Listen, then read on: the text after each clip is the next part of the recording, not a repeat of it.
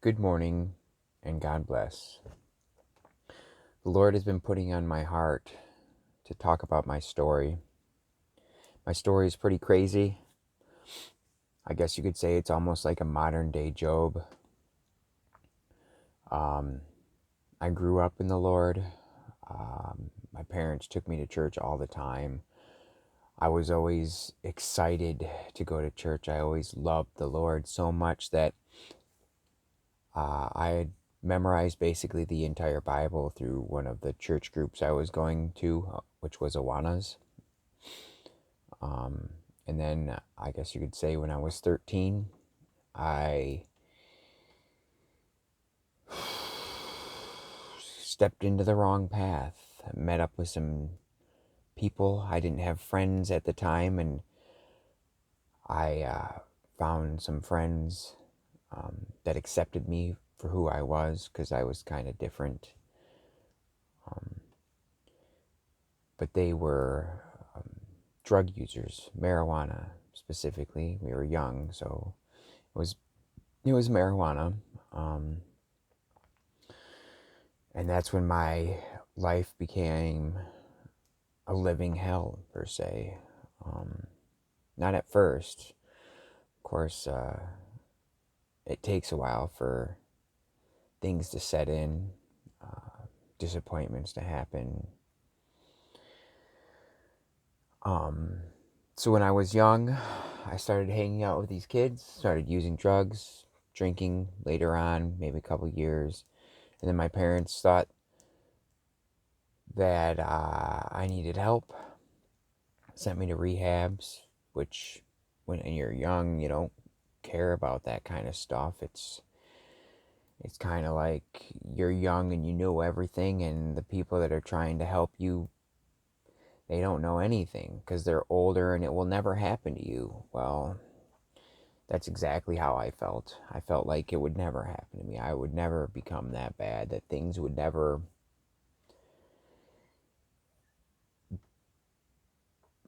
make me end up in jail or losing houses or relationships or anything. I didn't think that would happen to me because I was smart. I was better than all that. I knew what I was doing.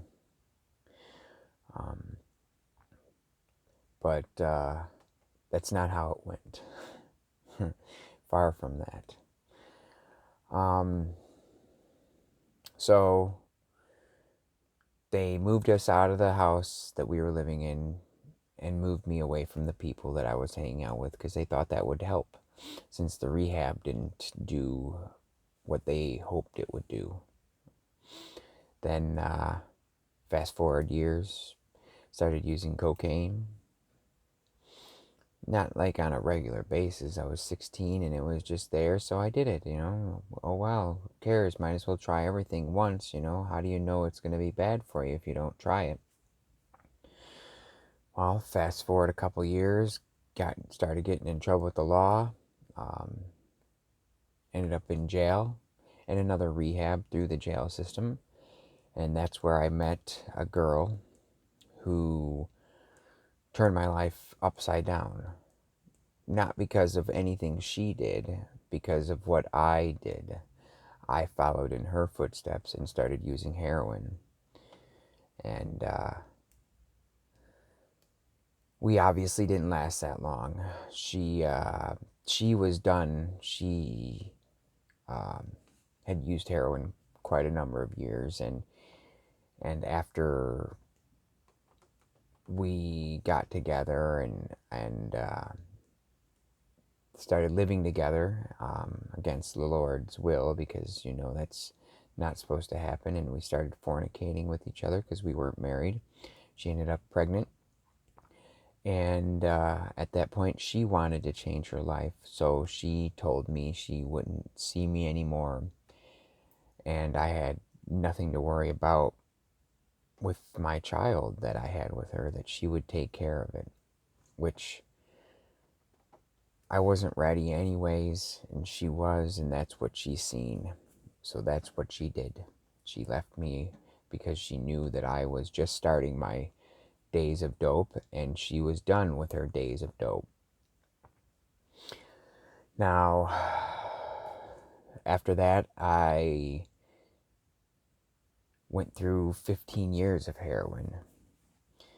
It was never really a habit. Some days, or I should say some years of them 15 years I was hooked on it, and then other years of it I was just dabbling in it once a month, once a week, but it always got bad. No matter what I did, the once a month turned into once a week, turned into every day, turned into me having no money, turned into me having a habit, turned into me losing stuff that I had gained.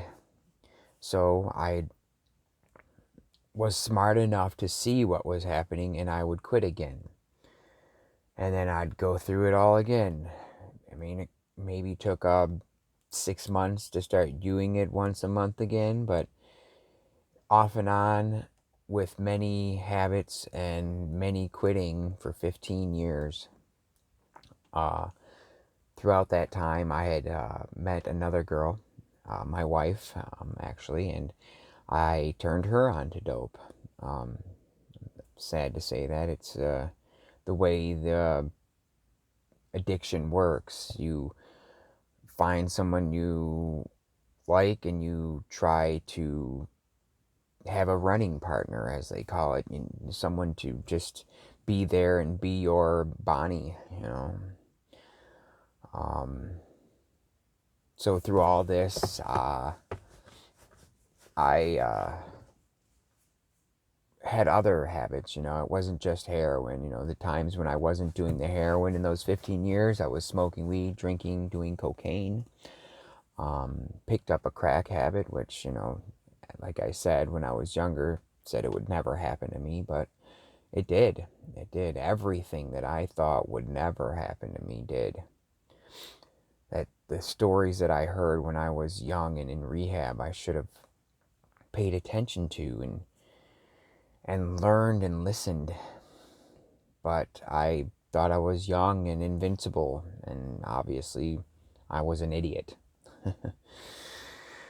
So then my wife, we had our children. We had four of them. Amongst the drugs and the drinking and everything else, we had tried to keep our drug abuse to the minimum, and we quit basically everything with our when we had most of our children. I guess you could say, like, except alcohol. Alcohol was the biggest problem because it was legal. I mean, we could just run to the store and no one would think otherwise because you could buy it off the shelves as long as you're old enough. You know, nobody can tell you anything. You know, you're an adult. So me and my wife's drinking got bad to the point where CPS got involved, and it was bad. It was really bad. My wife and I had severe drinking problems, and then CPS was in our life 2, 3 different times, and the last time they had removed the kids from the house and they had put them in with relatives, and we had to go through stuff to make them believe that we wanted our kids back, that we were changing, like rehabs, outpatient stuff, counseling with our children, visiting with our children with a person there. It was not fun. You feel like you're just being looked at through a microscope, and they're going through your actions with a fine-tooth comb, seeing if you are a detriment to your kids' health and or their psychological minds. You know, it was very, very, very hard. So my wife somehow was continuing to drink even though we were being drug tested for alcohol and stuff like that. They had just came out with these new tests for alcohol, but yet they weren't accurate. They're still not accurate, but they were drug testing us 3 times a week, and she would still drink, and I couldn't take it anymore. Her drinking had gotten so bad that it was just bad. I don't want to talk bad about her, but it was bad. It was really, really bad. So I had given up on life. I literally gave up. I went and got some heroin, and me and her were doing that. And I looked at her, and I told her, I this shot is gonna kill me. I don't care anymore. And it did. It put me down on the ground. She had to call 911, and they had to administer the Narcan. Uh, I guess for her, that was the scariest thing ever. The kids were at the house because they had given them back to us because we were doing everything they asked, even though we were still using here and there, getting away with it. The drug tests weren't, like I said, they weren't most accurate. So I died, and my wife took the kids to a neighbor's, called 911. They came, they resuscitated me, and then that's when everything got crazy. We were smart about it. We gave custody of our children to my parents before they could come and take them away, so that way we would know where our children were. And after the kids left the house, things, like I said, got really bad. My wife and I drank in an abundance, so much that we shouldn't be alive, like enough to kill anybody, basically 2-3 fifths a day a piece. We were sad. We screwed up. We lost our children. They were never gonna come back to us. We were never gonna be able to see them again. And we knew we didn't want to use heroin anymore, so we used alcohol to stop using the heroin, which created another huge problem, addiction. There was constant fighting, bickering between me and my wife. I even put my hands on her a couple times and went to jail for it. There was always problems. Alcohol brings problems no matter what. I believe that they keep it legal because they know it's a catalyst for trouble, and it allows them to keep money in the machine of the justice system. So, where was I? So yeah, so we were drinking very, very heavily. It took a couple years for me to just not want to do it. My wife, much longer. It took her about 8 years to finally realize she didn't want the alcohol and drugs anymore. Uh, but so after I quit drinking, and I was still smoking weed, and doing various other drugs. My life has always been, if I can get my hands on it and try it, at least I know what it is instead of being told what it is, because my stupidness has to experience it for myself to figure out if it's worth it or not.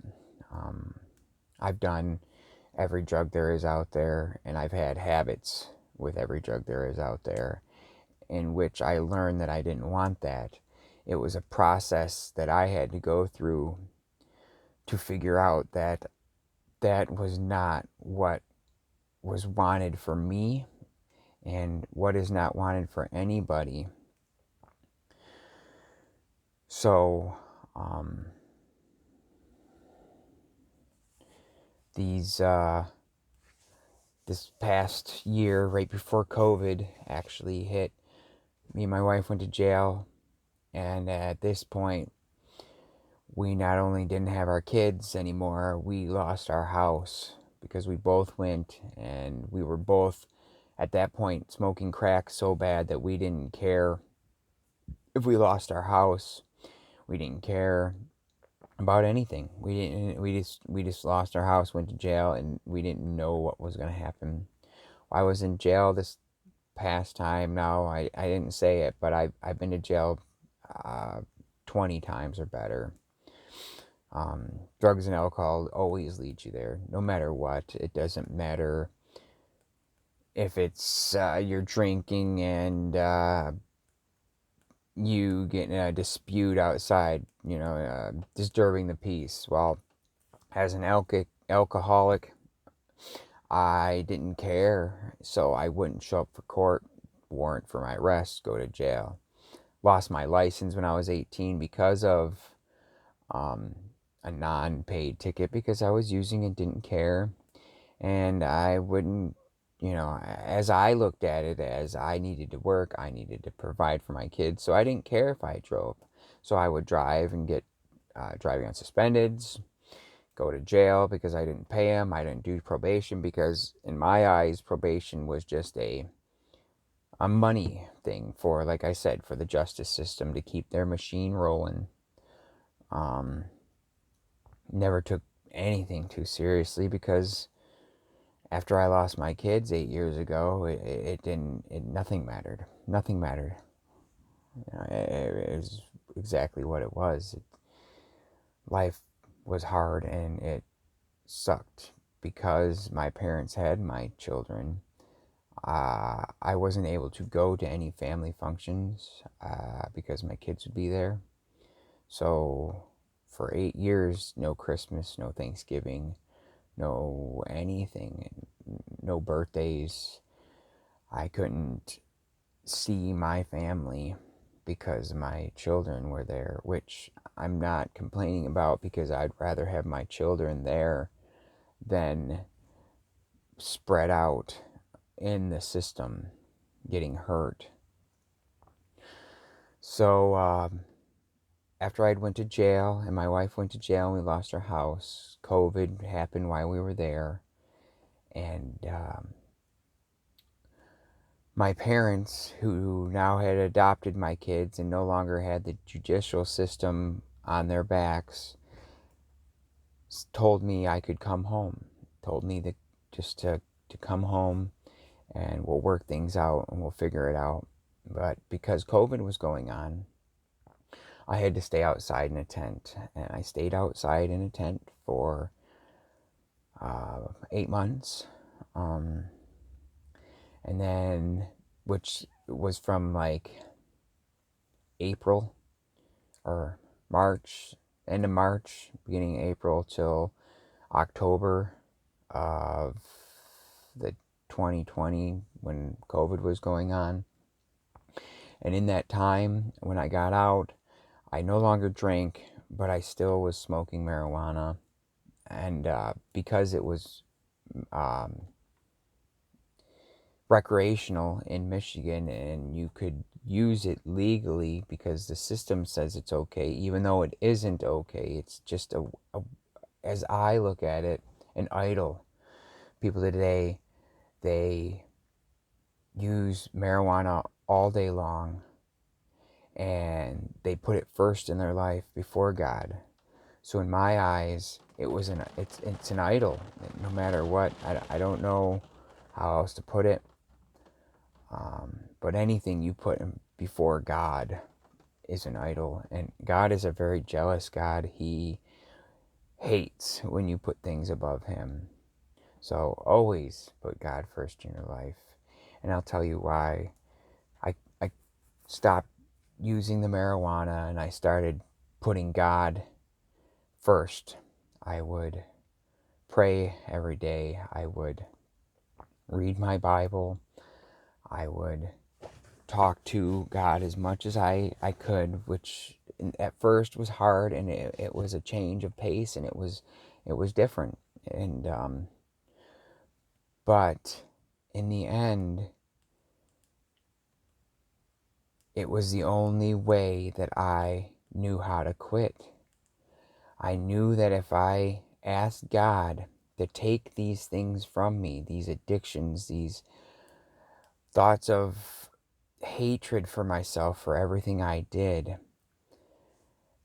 that's the only way I knew how to get rid of the negative in my life. So I prayed and I asked God for help, for help for the weed, for the alcohol, for the drugs, to help me see that it isn't right, to help me see that I don't want this, to remind me of my past and know that I do not want to go back to that. So basically, that's what he did. I asked God to take cigarettes and the craving for the cigarettes away from me. And one day I just said, I'm done. No more. No more. I put it down. Haven't looked back. Same with the weed. Same with the heroin. It was a eye opener of, I don't want to die. I don't want this for my life anymore. So I asked God to help take that stuff away from me. Take them cravings away from me. And literally, that's what happened. There was no week later, I'm thinking about it. It was just done. That next day, didn't care, didn't want it, didn't need it. People wonder how I was able to just stop smoking marijuana. And really, like I said, it was because I prayed and asked God to take those feelings, those cravings away from me. And since I've rededicated my life to the Lord and started doing His will instead of mine, I now have my parents back in my life. I now have my children back in my life. It's not exactly how I wanted it because I live with them still, but I get to see my kids every day. I can talk and hang out with them. I can take them to the movies, to the park. I can take them to church. God is great. God will do this for you also. All you have to do is trust in Him and give Him what you are worried about, whatever's on your mind, and know He will do it. Read the Bible. It states in the Bible that everything you put to the Lord and know that He will take and or do for you, it will be done. And I know this from my heart because it's happened to me and happened for me through the grace of God. And now that's why I'm making these videos for my brothers and sisters, because this is what God has put on my heart, to help other people out there that are still suffering from alcohol, suffering from drugs. You don't have to suffer. You don't have to even go through cravings or withdrawals. All you have to do is ask God, and He will help. He will take all that from you. He will let you feel love and compassion and no more hate and no more hurt. Please, I beg of you, brothers and sisters, trust in what I said and trust in the Bible and God, because He's the only one that can make things right for you in your life. God bless you, and thank you for watching this video.